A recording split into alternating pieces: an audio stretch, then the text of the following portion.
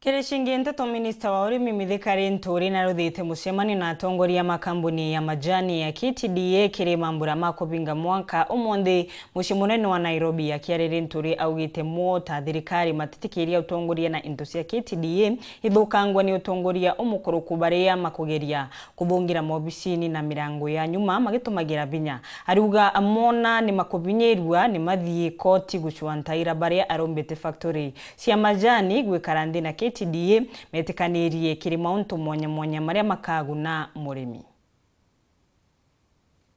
Bwibwinthi bubatere kumenya mathogano ni nyekwa kagite ne gakaerekerete gutiro timo Kenya kinyomo kwithurira rampara ne nyantheguro Kenya yonthe ikunganirio. Ojo ni Minister Urimi ajantheguro ne Kenya bwana Mithikari Linturi riandiki banteto baraba kwenda kumeshuguri uthuguri bwa mpempe ria rais ugire ntukwenja muri inekinyira. Let no farmer complain anywhere about anything, because it's my responsibility as the Minister of Agriculture to protect my farmers. It is me who is running up and down to see how to subsidize inputs so that I can bring down the cost of production of food. So, and I have also a responsibility as Minister to ensure the country has food to eat. So, whatever we are doing on mechanisms we are putting in place are well informed by data and information, so that at least at no time should Kenyans run or sleep hungry. Kenderia nkoroki Minister Linturi no gitemeteratara ni kiministeri gutigira baraba kwithira bethugura mpempe iba kwithira bemenyekana ne mungana jongana bakuleta. I said I'm importing maize, and that is my position. I'm bringing in maize, right? I am bringing maize. There are standards set out, and the government agencies that check whatever food comes in the country. So don't be speculative.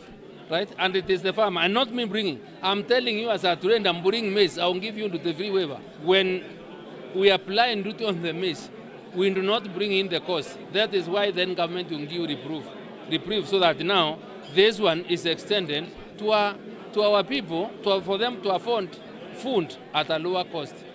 So be assured, my greatest responsibility it will ensure there is food for everyone in the country. Linturi akwareja kiri mambura ja kuinga mwaka jangwatene wa KTDA arere kithiri atongire ba KTDA kethore bakaria batekethore bebagabagwa indirectors bakoro para bakondo chokero bichine.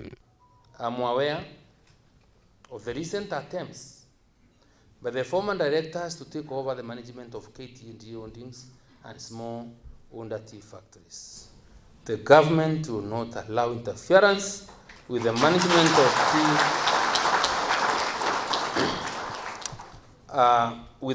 The government will not allow interference with the management of tea farmers' properties, and therefore hand those aggrieved with the elections that were held last year by small tea farmers to await conclusion of the cases they filed in court.